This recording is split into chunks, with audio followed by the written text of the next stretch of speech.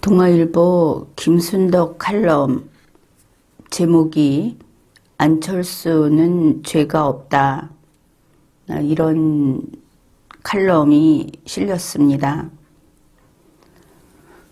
이 제목을 보고 누가 안철수더러 죄인이라고 하고 있나, 이런 의문이 먼저 생겼습니다. 안철수 후보가 무슨 죄를 지었다는 혐의를 받고 있는가? 내용을 읽어보니까 김순덕 씨가 애초에 모종의 목적을 가지고 이 글을 썼다 하는 것을 알 수 있습니다. 결국 김순덕 기자가 자기 자신이 그렇게 막강한 힘을 가지고 있다고 생각을 했는지, 이제 중앙선거관리위원회에 대선 후보로 등록을 한 안철수 후보를 김순덕이 잘라내겠다, 이러고 이 글을 쓴 것을 알 수 있습니다. 그의 주장을 살펴보기로 하겠습니다. 대통령 선거 때만 되면 주로 야권에서 터져 나오는 소리가 있다. 정권 교체가 아니다. 후보 단일화다. 글쎄, 시작부터 이상하죠. 야권에서 선거 승리를 하겠다는 정권 교체가 아니라 후보 단일화를 원한다고 합니다. 처음부터 비틀고 들어가는 것이죠. 후보 단일화 안 하고 정권 교체하면 안 된다는 이야기를 하려는 것인가? 정권 교체고 뭐고 간에 후보 단일화를 해야 한다. 야권에는 후보 한 명만 두고 나머지는 다 사퇴해야 한다. 이런 이야기를 하려는 것인가? 이렇게 보입니다. 국민의당 안철수 후보는 13일 여론조사 경선을 국민의힘에 제안했다. 그런 일이 있었죠. 그리고 나서는 안철수 후보의 이야기는 하지 않고 지난 5년 전 대선, 10년 전 대선 이런 이야기를 합니다. 그러면서 2017년 보궐대선에서도 단일화 논의가 있었다. 또 그전인 2012년 대선에서도 단일화 논의가 있었다. 이렇게 이제 이야기를 하고 나서 그 다음에 이런 주장을 합니다. 이렇게 대선 단일화 역사를 파내려가다가 나는 혼자 탄식을 하고 말았다. 후보 단일화는 성공 여부와 상관없이 1987년 대통령 직선제 개헌 이후에 대선 때마다 불거졌던 구조적 문제였던 것이다. 이렇게 썼습니다. 그러니까 김순덕 기자는 지금 대선 때마다 단일화 이야기가 나오는 것이 1987년 헌법, 그러니 현행 헌법입니다. 이 헌법이 구조적으로 잘못됐기 때문에 단일화를 해야만 하는 것이다. 이렇게 쓴 겁니다. 그런데 지금 후보 단일화라고 하는 것은 헌법에 어긋나고 정당법에 어긋나고 공직선거법에 어긋난다 하는 사실을 모르고 이야기하는 것으로 보입니다. 국민들이 눈 감아주고 있기는 하지만 이거는 이렇게 내놓고 할 이야기가 못 되는 것이죠. 그런데 김순덕 기자는 이 단일화라고 하는 것이 합법적인 어떤 절차인 걸로 잘못 알고 있는 것을 알 수 있다. 그런 겁니다. 게다가 이렇게 쉽게 헌법이 구조적으로 잘못됐다. 이제 이런 소리를 하는 마치 반국가적인 그 정치 사상을 가진 사람처럼 대뜸 우리의 토대인 헌법을 헐뜯기 시작한다. 이 사람에게는 어떤 존중하는 마음이 없구나. 어떻게 이렇게 간 큰 소리를 하는가. 이러다간 대한민국이 잘못됐다 소리도 쉽게 하겠구나 싶지 않습니까? 그 다음 내용입니다. 야권에서는 후보가 여럿 나오니 표가 분산될 수밖에 없다. 정권 교체를 위해서는 후보들이 단일화해달라고 유권자들이 애걸해야 한다. 이거 다 완전히 몰상식한 이야기를 하고 있는 겁니다. 결국 김순덕 씨는 야권에서 후보가 여럿 나온다 하니까 정당이 여러 개여서 후보가 여럿이 나온다 이런 이야기를 한 것이죠. 지금의 다당제를 비판하고 있는 것을 알 수 있습니다. 그러면 단일화를 해서 양당제 같은 구조를 만들어라. 당은 여러 개인데 선거 때만 양당제인 체를 해라.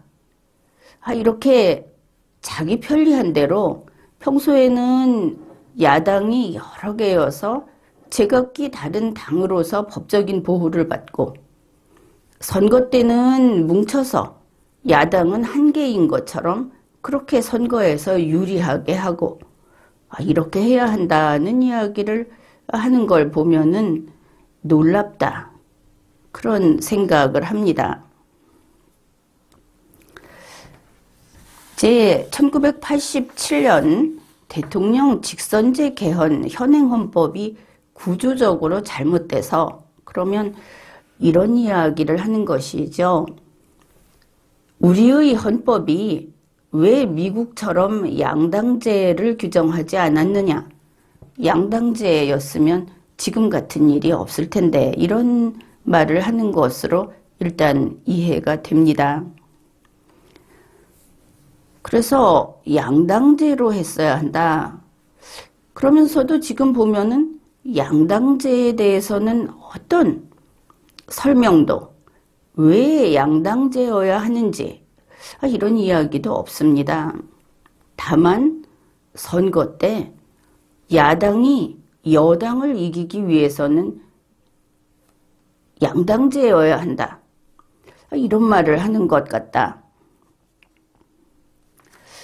그러면서 87년 헌법이 구조적으로 문제가 있다. 이렇게 말을 하는데 여기에서 또 궁금한 것이 그러면은 우리나라가 지금까지 다당제가 아니었다는 것인가? 지금 김순덕 기자의 말이 좀 그렇죠. 그런데 87년 헌법에서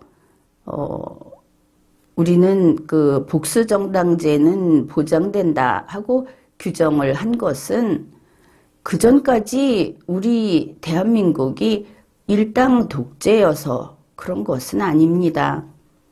그러면 그 전까지 양당제였기 때문에 이번에 다당제로 이 복수정당제라는 것은 다당제를 원칙으로 하죠. 이 양당제였기 때문에 다당제로 바꾼 것인가? 그것도 아닙니다. 우리나라는 건국했을 때부터 애초에 다당제였던 것이죠. 쭉 다당제였는데 이 정당이라고 하는 것은 그냥 국민의 정치적 결사체에 불과합니다.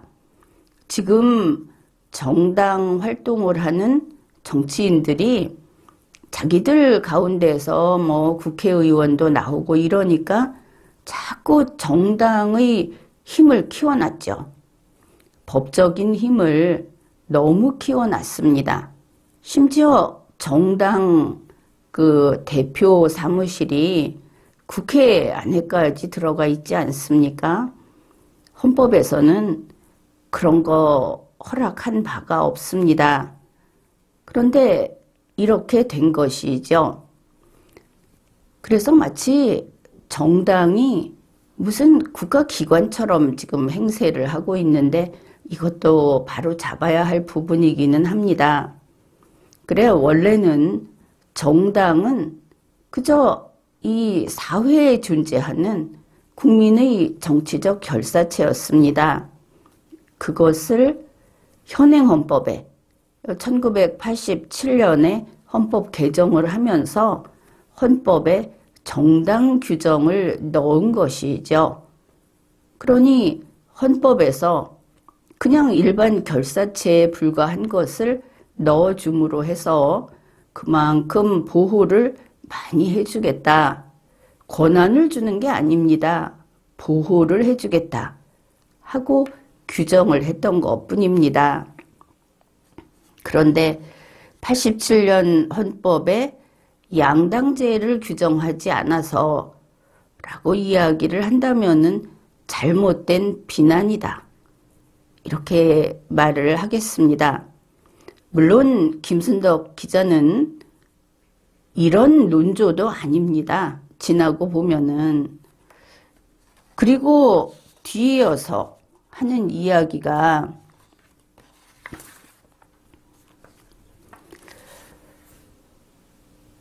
1위, 2위 후보끼리 한 번 더 겨루는 결선 투표만 있으면 국민은 전략적 투표로 속 썩일 필요가 없다. 이거 전략적 투표라는 거는 대한민국 헌법이 규정한 대통령을 선출하는 선거 방법이 아닙니다. 아주 어디서 이상한 편법을 가지고 와서 그게 옳은 것처럼 이야기를 하고 있는 것이죠. 그래서 보니까 1위, 2위가 투표를 한 번 더 하는 것을 결선 투표라고 이야기하고 있구나. 그리고 그러면 결국 지금처럼 당이 많은데 그중에 양당제처럼 만들어주는 게 첫 번째 대통령 선거이고 거기에서 2개의 당 대표, 2개의 당 후보 이렇게 2명을 뽑아내서 다시 한번 투표를 하는 것이 결선 투표다. 이렇게 말을 하는 것을 알 수 있습니다. 결국 김순덕 기자에게 있어서 결선 투표제라고 하는 것은 다당제 헌법 하에서 이걸 양당제 같은 형태로 만들어주는 게 결선 투표다. 그렇게 말을 한 것이죠. 그러면은 이제, 그러면 1987년 헌법 개정을 하면서 결선 투표제를 넣었어야 한다. 그런 이야기를 하는 것인가 싶기는 합니다. 아니, 그러면 차라리 그때 양당제를 규정을 하자고 했어야지. 양당제를 한다면은 결선투표제는 필요 없지 않겠습니까? 지금 김순덕 기자가 말하는 이런 결선투표제는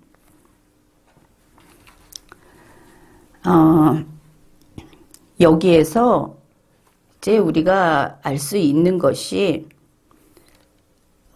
김순덕 기자는 양당제의 의미, 헌법에 있어서 그 다음에 이 선거에 있어서 결선투표제를 하는 이유, 또 결선투표라는 방식이 어떤 장점이 있나, 이런 것을 잘 모르고 있는 것 같습니다.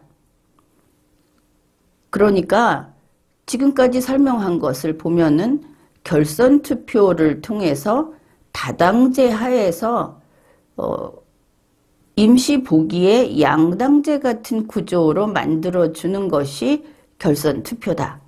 이렇게 되고 있죠. 1위, 2위를 통해서 이렇게 하면 된다. 그런데 결선투표제가 무엇입니까? 결선투표제는 이 양당제나 다당제하고 관계가 없는 겁니다. 선거를 했을 때 1위 후보가 뭐 이 정도면 국민의 뜻이라고 볼 수 있다. 왜냐하면 이게 왜 나왔느냐 하면은 그 다수대표제, 그 대의제 하에서 우리가 어떻게 의사결정을 합니까? 만장일치제가 아니고 상대적으로 최고 점수를 받은 사람, 그 사람이 국민의 뜻에 따라서 뽑힌 사람이다. 이렇게 보기로 하고 있죠. 그런데 이제 그 1위 후보가 받은 표가 너무 적으면 그래도 한 과반수는 돼야지, 그보다 적으면 어떻게 이게 전체 국민의 뜻이라고 할 수 있겠느냐. 이제 이걸 문제 삼은 사람들이 이 대표성, 그 민주적 대표성을 강화하기 위해서 결선 투표를 하자.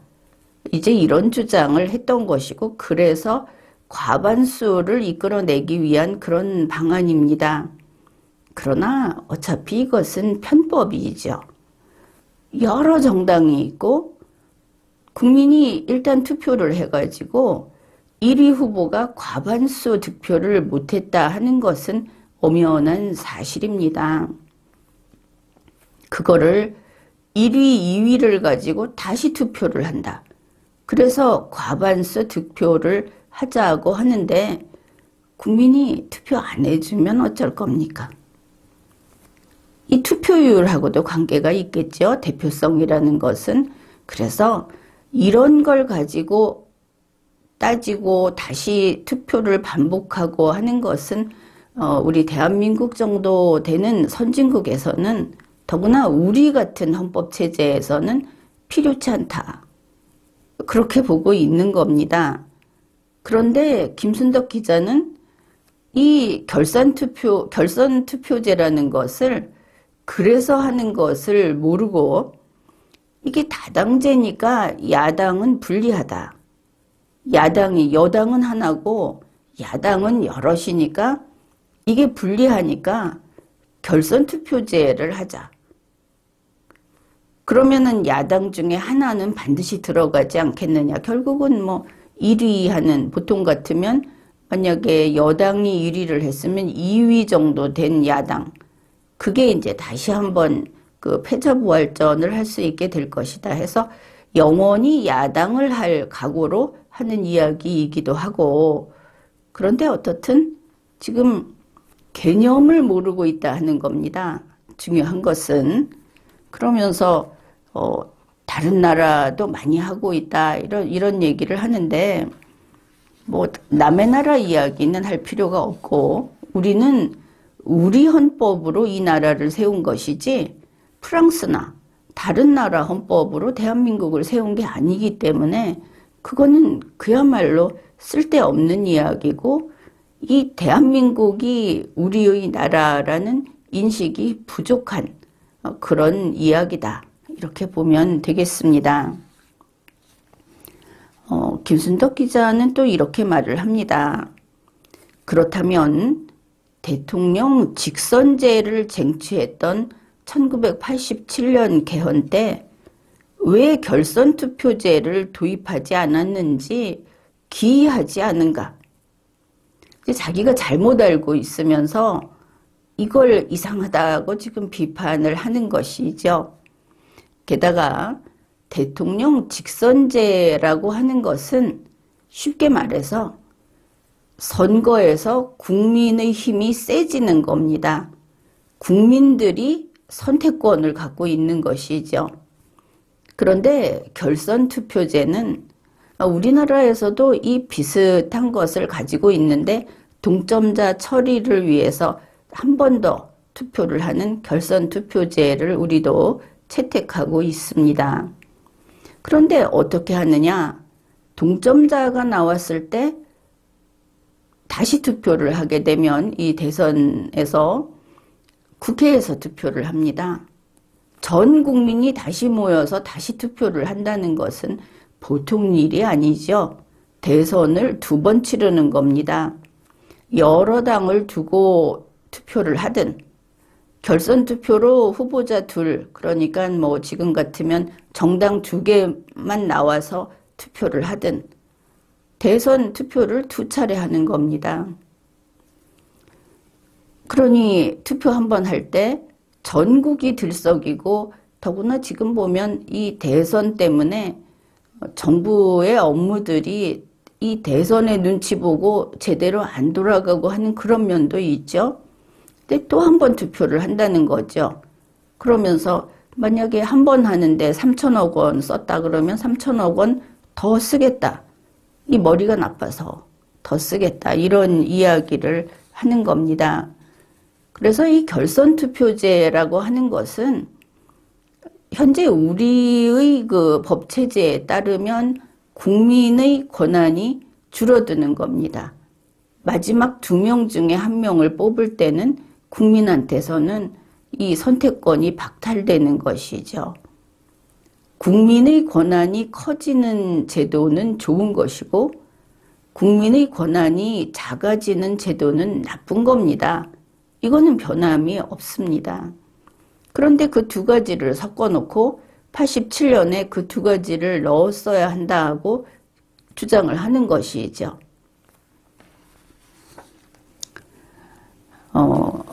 그리고 혼자서 이 개념도 모르면서 왜 제대로 못했느냐 하면서 그러니까 뭡니까? 지금 87년 30몇 년 세월을 막 나무라는 겁니다. 이 김순덕 기자가 자기가 잘못 알고 있으면서 이 대한민국 헌법이 틀렸다. 뭐 내로라 하는 정치인들 다 한심하다. 이제 그 얘기를 합니다.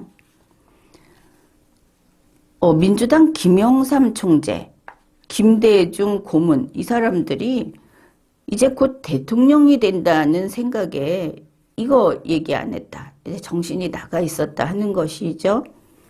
그래서 결선 투표제는 그때 국회에서도 언급도 되지 않았다. 이제 국회의원들도 싸잡아서 욕을 합니다. 그러니 1987년에는 아무도 지금 김순덕 기자만큼 똑똑하지 않아서 결선 투표제를 헌법에 넣자고 안 했다. 그게 아닌 겁니다. 들어갈 수 없는 것이죠. 아무도 요구하지 않았다는 것은 김대중, 김영삼 그리고 그 수많은 국회의원들이 다 바보여서 요구하지 않았던 게 아닙니다.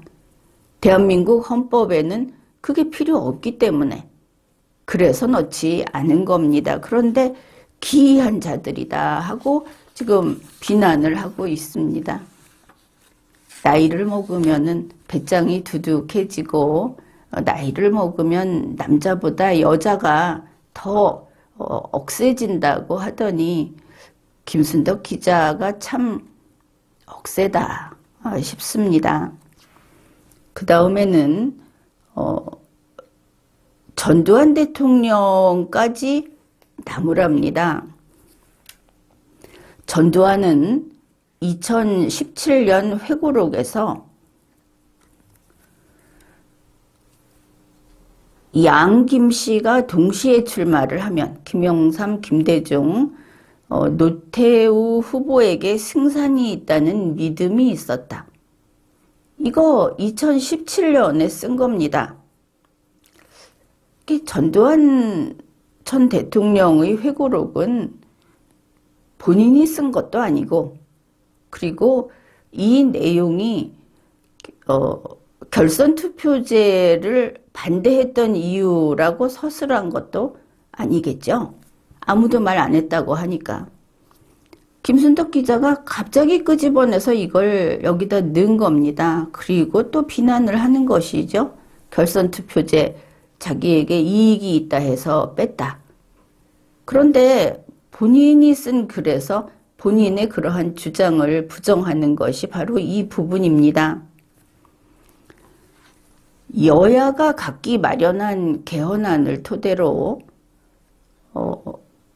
이 정치회담을 13차례나 가졌음에도 누구의 입에서도 결선 투표제의 결자도 언급되지 않았다. 그러면 전두환 전 대통령 쪽에서도 결선 투표 결사 반대 이런 소리 하지 않았을 거 아닙니까? 왜 전두환 전 대통령이 동네 북입니까? 지금 시대가 이렇다 보니까 사실 대한민국 헌정사를 유지하겠다. 그리고 흔히 하는 말로 철저히 보수 우파다 하는 것이 불분명한 자들이 지금 과거의 대통령들을 쉽게 이렇게 비난을 합니다. 일단 욕부터 하고 들어가죠. 이제 보니까 김순덕 기자는 보수 우파 쪽은 아니었구나. 그런 본인의 글을 통해서 그런 것을 알 수 있습니다. 이제 슬슬 본색을 드러내는구나. 어쨌든 본인이 이야기했습니다. 아무도 1987년 당시에 그 누구도 결선 투표에 결자도 꺼내지 않았다. 그러면 모두가 결선 투표에 대한 인식이 없었다 이거 아닙니까? 지금 몇십 년 지난 지금에 이르러서 김순덕 기자가 왜 30년 전에 그랬어? 라고 나무라는 게 도대체 이게 무슨 소리입니까?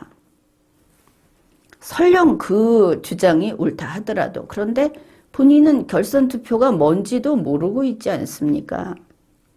이게 신문 칼럼을 쓰는 사람들이 자료를 갖다가 잘 엮어서 이렇게 쓰니까 엮어도 문맥이 안 통하고 물론 이런 것은 계속 나오지만 자기가 뭘 아는 줄 안다.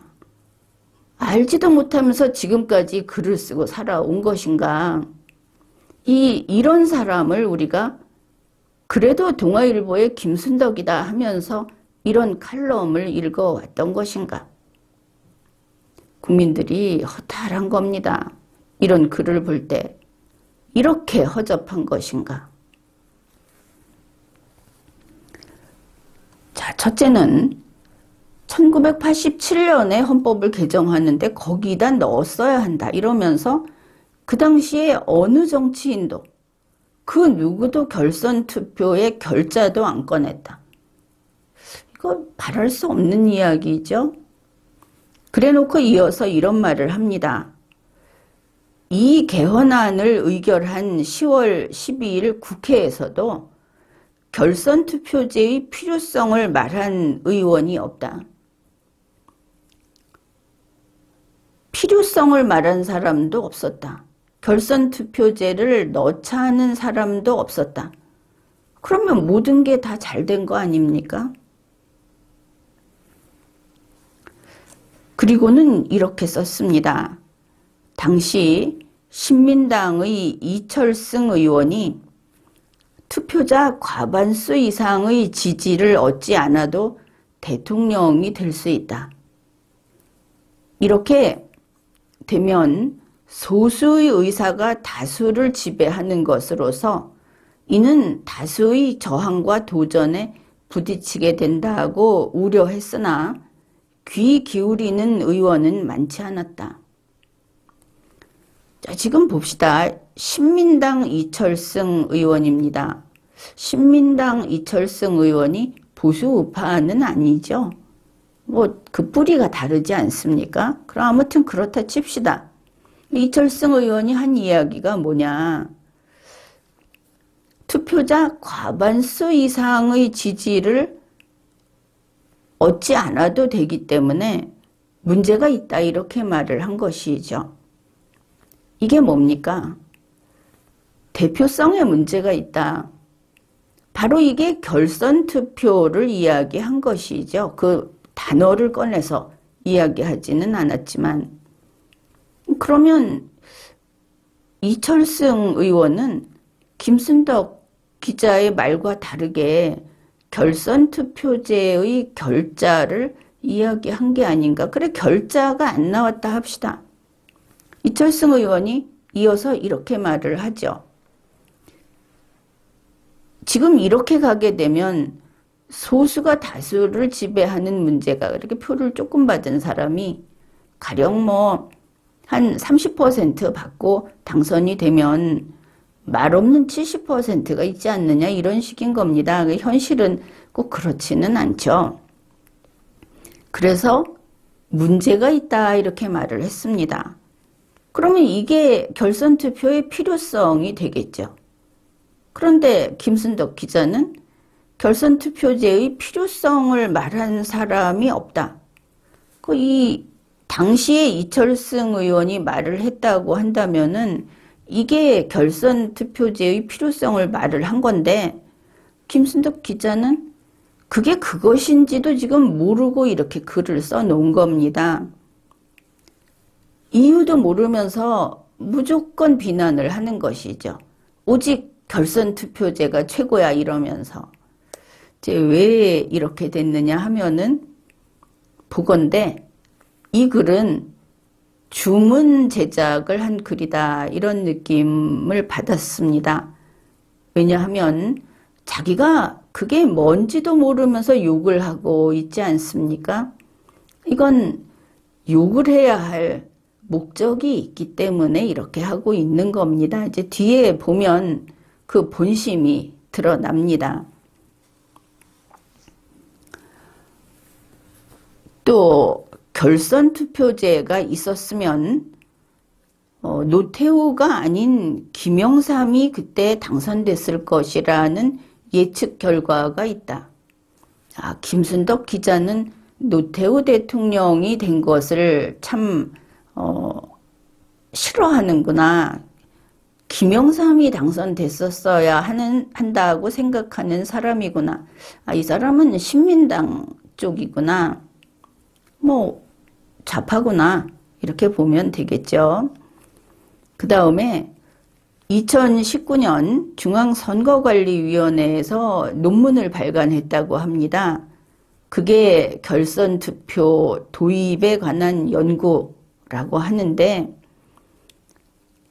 이 논문이 좋다는 뜻이겠죠. 제도가 역사를 바꿀 수도 있는 거다. 이게 얼마나 비논리적이냐면 2019년에 논문을 썼는데 결선 투표제가 있으면 결과가 이렇게 달라질 것이다. 2019년으로부터 1987년으로 거슬러 가면서 만일 그때 결선 투표제가 있었더라면 그러면 노태우가 아닌 김영삼이 당선됐을 텐데 라는 거 아닙니까? 그러면서 김순덕 기자는 제도가 역사를 바꿀 수도 있는 것이다. 이런 바보 같은 소리를 한 겁니다. 2019년에 와서 1987년에 결선 투표제를 헌법에 넣었더라면 그러면 노태우가 아니고 김영삼이 당선됐을 텐데. 그래서 지금 2022년 김순덕 기자는 제도가 역사를 바꿀 수 있는 거구나. 아니 2019년에 결선 투표제 넣어 보십시오. 1987년의 역사를 바꿀 수 있는가? 하여튼 바보가 돼도 이렇게까지 바보가 되는지. 게다가 2019년은 문재인 씨 재임기 맞죠? 문재인 정권에서 결선 투표제를 도입하고자 해서 그런 목적으로 낸 논문입니다. 국학아세, 이거는 연구 논문이 아닌 겁니다. 목적에 맞춘. 그러니 이번 김순덕 기자의 칼럼하고 비슷한 동지 같은 그런 것이라고 할 수 있겠죠. 여기에서 흔히 하는 말로 역사는 가정하면 안 된다는 말 한 번 더 돌이켜볼 필요가 있습니다. 바보가 돼버리는 겁니다. 이미 30년 전 일을 2019년에 그랬구나, 바꿀 수 있구나. 그런 거 아닙니다. 그 다음에 이 문제를 뒤늦게 깨달은 김대중 총재는 1990년부터 결선투표제 도입을 주장했다. 그러니까 이철승 씨보다 김대중 평민당 총재가 더 능력이 떨어지는 못한 사람이다 하는 것을 알 수 있고, 또 야권 정치학자, 이러니까 이제 좌파 정치학자들이 이걸 주장했다. 김순덕 기자는 이걸 지지하는 겁니다. 노태우는 싫고 김영삼이 됐어야 한다. 2019년 문재인 대통령이 결선투표제 넣자고 한 거, 그거 해야 한다. 또 김대중 대통령, 김대중 평민당 총재하고 또 좌파 정치학자들이 결선투표 도입하자는 거, 그거 찬성한다. 지금 이러고 있는 것이죠. 게다가 2018년 문재인 대통령이 청와대발 개헌안에 결선투표제를 포함시켰다. 그래서 지금 김순덕 기자는 결선투표제를 찬성하는 사람은 좋은 사람이고 그게 선이고, 하여튼 결선투표제라는 거를 이렇게 지지하는 글을 억지로 힘겹게 쓰고 있습니다. 결선투표제가 무엇인지도 모르면서. 그런데 그 좋은 개헌안을, 이렇게 되겠죠. 어쨌든 그 결선투표제가 들어서 좋은 개헌안인데 다른 게 문제가 있어서 야당, 그 3개 야당이 이걸 폐기하는 수밖에 없었다 그랬는데, 이렇게 가까운 역사도 뒤집습니까? 이거는 국회가 폐기한 겁니다. 3개 야당이 이걸 폐기한 게 아니고, 이걸 제대로 알아야 하는 겁니다. 그냥 무작정 이런 식으로 쓰는데 참 글을 처음에 이걸 읽고서 야, 이걸 읽어야 하나, 그런 느낌을 받았습니다. 무슨 뜻인지 알겠죠? 자, 이제 본심을 드러내기 시작합니다. 뭐 자기 혼자 이게 이제 지긋지긋한 단일화라고 하면서 이 계속해온 이 단일화라는 것에서 이제 풀려날 방법이 있다. 그래서 뭐 어떻게 풀자는 건지 이제 해법을 내놓겠죠. 이제 김순덕 기자의 해법을 알아보기로 합시다. 2017년에 안철수가 결선투표제를 주장했었다. 5년 전 얘기입니다. 그러니 지금 2022년 안철수가 5년 전에 주장했던 그 결선투표제를 해달라 하는 조건을 내세우고, 그러면 윤석열이 결선투표제 개헌을 추진하겠다. 그러면 모든 게 해결이 된다. 이거를 이렇게 썼습니다. 안철수가 바로 결선투표제 개헌을 조건으로 국민의힘 윤석열 후보와의 단일화를 받아들이는 것이다. 이게 무슨 뜻입니까? 안철수, 너는 결선투표제를 원했지? 그래, 이번에 윤석열 후보가 결선투표제 개헌을 같이 지지해 줄게.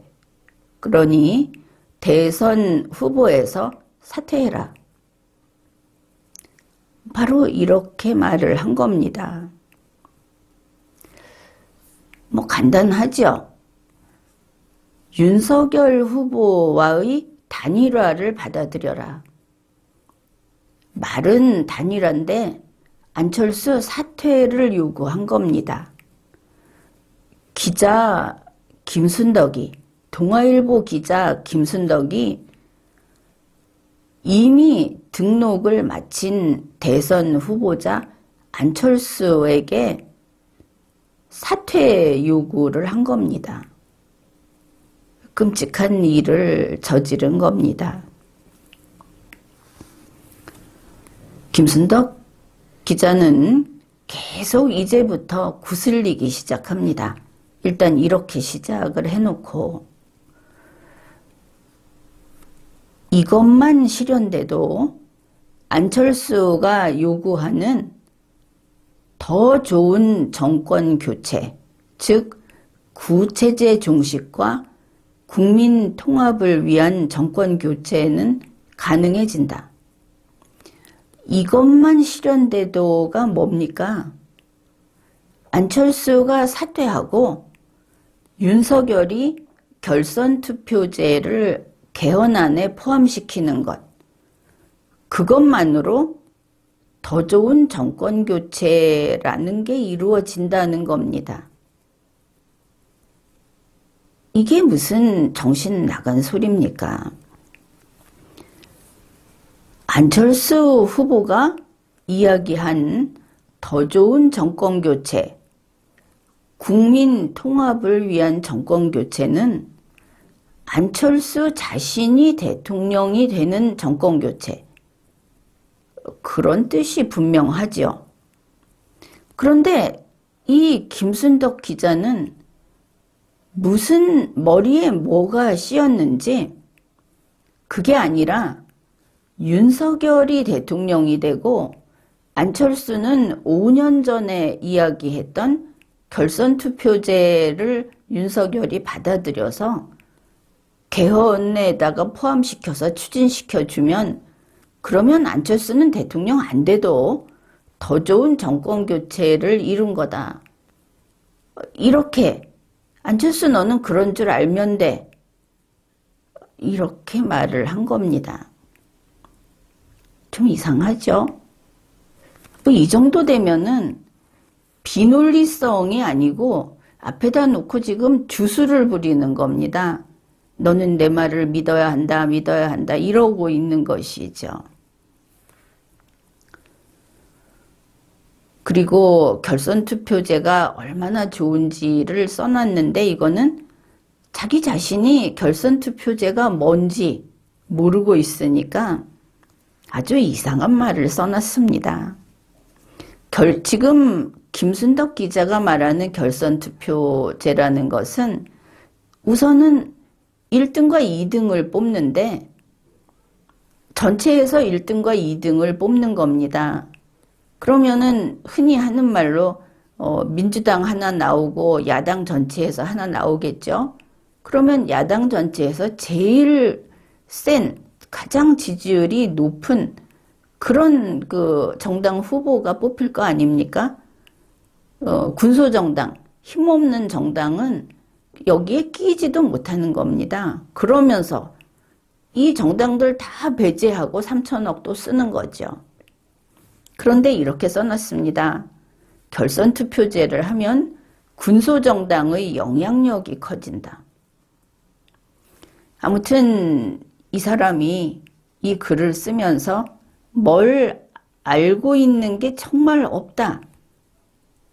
이걸 우리가 확인을 하고 있는 겁니다. 이제 마지막 문단입니다. 이렇게 안철수가 진정한 정권교체의 주역이 된다면 국민은 감동한다. 이게 완전히 거짓말이죠. 사실 이걸 보면은 특정 후보, 안철수 후보를 당선되지 못하게 하고 윤석열 후보가 당선되게 하기 위해서 기자라는 작자가, 그것도 대기자라는 작자가 이런 글을 써 갈긴 겁니다. 추잡하게. 자, 안철수가 진정한 정권 교체의 주역이 된다는 게 무슨 뜻입니까? 윤석열에게 양보하고 지금 그 여론조사에서 3위 후보 아닙니까? 여론조사 가지고 이야기하자면 그 3위 후보가 그냥 사퇴하고 나가버려라. 그래서 그 표 윤석열 후보가 받아 먹겠다. 그런 것이죠. 그래서 윤석열이 대통령이 되면, 선거에서 승리하면 그게 진정한 정권 교체라는 겁니다. 그러면 안철수 후보는 사퇴하는 게 진정한 정권 교체의 주역이 된다고 하는 것이죠. 어떻게 일개 기자가 대선 후보에게 이렇게 집요하게 사퇴하라고 할 수 있는 겁니까? 그리고 국민이 감동한다고 하는데 지금 윤석열 후보를 지지할 국민이 얼마인지는 모릅니다. 그 국민을 뺀 나머지 국민은 감동 안 하죠. 더구나 안철수 후보를 지지하고 있는 국민은 또 얼마나 많습니까? 마치 몇 안 되는 것처럼 이야기하는데 안철수 후보는 2017년에 문재인 씨하고 싸워서 대선 완주한 대선 후보였습니다. 지금 지지율만 따져도 아마 그렇게 무시할 만큼 그런 국민의 지지를 받는 건 아니죠. 그런데 어디다 대고 안철수 사퇴해라. 안철수 꺼져라. 그러면 국민이 감동한다. 너는 죽는 게 사는 거야. 이런 소리를 한 겁니다. 그러면서 이번 대선에서 윤석열을 위해서 안철수가 그냥 사퇴하면 그러면 안철수는 새 정치를 펼칠 수 있다고 합니다. 무슨 새 정치? 앞으로 이번에 이 기회를 포기하고 다음에 나는 대통령이 돼야지 하면서 또 용기 내서 철수는 열심히 달렸습니다. 이거 하라고. 그러고 있죠. 그 다음에 안철수가 사퇴하면 안철수의 미래도 나라의 미래도 탄탄해질 수 있을 것이다. 아니 정말 기가 막힌 소리를 하고 있죠. 안철수가 사퇴하면 우리나라의 미래가 탄탄해진다고 하면은 안철수가 살아있으면 안 되는 겁니까? 지금 이 김순덕 기자가 정신이 어떻게 된 겁니까? 해도 너무하죠? 게다가 지금 안철수가 애입니까? 너는 자라나는 꿈나무니까 지금은 윤석열을 위해서 몸을 던져 희생해. 지금 그러고 있죠. 그러면서 이번에 사퇴해. 지금 그 출발선에서 이미 달리기 시작한 선수를 빠지라고 하고 있는 겁니다. 그러면서 네가 지금 빠지면 너의 미래가 탄탄해질 수 있어. 안철수가 이제 청소년입니까? 그런데 이렇게 안철수 후보를 꼬드기면서 제발 자살해라, 제발 자폭해라, 제발 사퇴해라 이러고 있는데 그러고 보면 김순덕 이 사람도 안철수 후보하고 나이 차이가 별로 안 날 것 같습니다. 김순덕 씨가 안철수 후보한테 무슨 어머니나 할머니 뻘쯤 됩니까?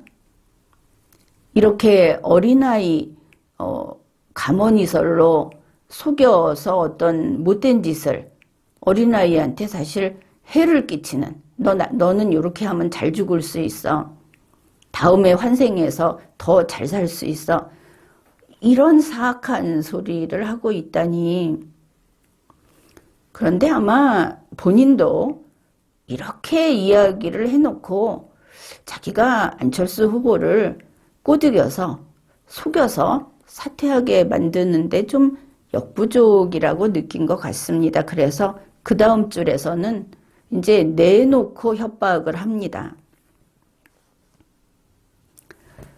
이렇게 네가 죽으면, 윤석열을 위해서 네가 죽으면 너는 새 정치를 펼칠 수 있고 너의 미래도 탄탄해질 거고 네가 죽어야 이 나라가 미래가 탄탄해질 거야. 이렇게 말을 해놓고는 그런데 그걸 안 하고 여론조사 단일화를 계속 고집하면서 이번 대선에 완주한다면, 여기에 정확히 완주한다면 이렇게 써놨습니다.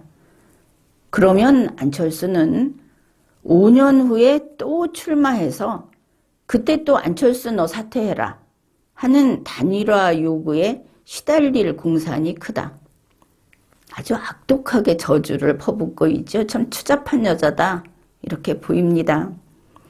자, 안철수 후보가 국민의당 정당 추천 후보입니다. 지금 이 김순덕 기자가 어느 정당의 당원인지, 사실은 뭐 당원이어서는 안 되겠지만 그건 모르겠는데 윤석열을 위해서 그냥 끼어들어가지고 이렇게 안철수 죽이기에 나선 겁니다. 근데 뭐라고 하냐면, 안철수 너는 지금 사퇴해야 돼. 그런데 내가 이렇게 사퇴하면 좋은 일이 많다 하고, 좋은 일이 뭐가 있겠습니까? 근데 네가 그 말을 안 듣고 이 3월 9일까지 계속 사퇴 안 하고 가면은 너는 이번 선거에서 반드시 떨어져. 패배해. 이렇게 말을 합니다. 왜냐하면 이번에 패배해야 5년 후에 또 출마를 할 테니까. 거기다 하나 더 하죠. 5년 후에 또 출마하면 그때 너 보고 지금 나처럼 너 또 사퇴해 소리 들을 거다. 그러면 5년 후에도 안철수 후보는 1위를 못하고 또 그때 가서 3위 할 거다. 그런 이야기를 한 겁니다. 자, 이렇게 특정 언론사의 기자가 특정 후보를 위해서 윤석열 후보가 나중에 승리하기에 유리하도록 주위에 있는 다른 후보를 쳐내는 일을 하는 겁니다. 그것도 3위 후보인 여론조사 기준으로 안철수 후보에게 이렇게 될 데 없이 도를 넘어서 계속 사퇴하라고 회유하고 협박하고 자기가 잘못 알고 있는 정보를 가지고 계속 압박을 가한 것입니다. 이거는 김순덕 개인의 문제가 아니고 동아일보의 부패입니다. 어떻든 김순덕의 목표는 뭐냐? 안철수 완주하면 안 된다. 안철수 바로 사퇴해라. 이런 이야기 있죠? 사퇴해라. 이제 투표일을 얼마 남겨놓지 않은 상황에서 이런 인간까지 등장을 했다. 이번 대선판은 정말 지저분하다는 것을 다시 확인합니다. 그러면서 안철수 그래도 완주한다면 저주하겠다는 이야기죠. 그러면 김순덕 씨, 당신에게 한번 이야기를 해보겠습니다. 시작은 야권 전체의 후보가 여럿이 나오면 안 된다고 하는 것인데, 그러면 흠 많은, 지금 이재명 후보나 윤석열 후보나 국민들이 참 마음에 들어 하지 않습니다. 이유는 많이 나와 있죠. 그러면 이렇게 해보면 어떻겠습니까? 야권 전체에 한 명 나오면 되니까 윤석열 후보가 사퇴하고 안철수 후보가 더 좋은 정권 교체를 하는 쪽으로 한번 밀어봐라. 그런 글 한번 써봐라. 그것도 괜찮지 않습니까? 이렇게 쓰는 것이죠. 윤석열, 너는 지금 죽는 게 사는 거다. 네가 죽어야 우리나라가 미래가 더 탄탄해진다. 윤석열, 너 완주한다면 저주받을 거다. 그리고 윤석열 지금 당장 사퇴한다면 국민들이 감동할 거다. 이런 걸 써보십시오. 균형 잡아야 되니까 당장 써보십시오. 안 그래도 지금 단일화 후보 1위는 안철수 후보입니다. 지금까지 나온 여론조사 결과를 보면 알 수 있죠. 또 안철수로 단일화하면 쉽게 정권 교체할 수 있다고 하는 이런 여론조사 결과가 많이 있습니다. 이런 상황에서 이 언론사들이 선거 때마다 어느 쪽에 붙어서 이렇게 정치질을 하는 거 참 보기 싫죠. 그런데 그게 뭐 좌우가 나뉘어서 싸울 때 어느 한 진영에서 이렇게 하는 것도 도를 넘으면 안 되는 겁니다. 언론사나 언론인은 그 공정할 의무가 있죠. 그 선을 지켜야 하는 겁니다. 그리고 마음으로 어느 한쪽에 마음이 기울더라도 좀 품위는 유지해야 하지 않겠습니까? 근데 김순덕 기자는 특히 여자로서 이런 짓을 해서 되겠습니까? 이번 이 칼럼을 보면서 지금까지 김순덕이라는 동아일보 기자 뭐 좀 괜찮을 때도 있고 못할 때도 있었지만 그래도 이 사람은 언론인이라고 가끔 글을 읽어줬던 것들이 좀 헛된 일을 했구나 하는 생각을 했습니다. 김순덕 기자가 이번 칼럼을 쓴 것은 윤석열을 당선시키기 위해서 안철수를 떨어뜨리는 일에 칼잡이로 나선 일입니다. 굳이 문제를 삼자면 실정법 위반도 한 것입니다. 김순덕 기자는 여기에 대해서 반성하기 바랍니다. 지금까지 리걸마인드 연구소였습니다.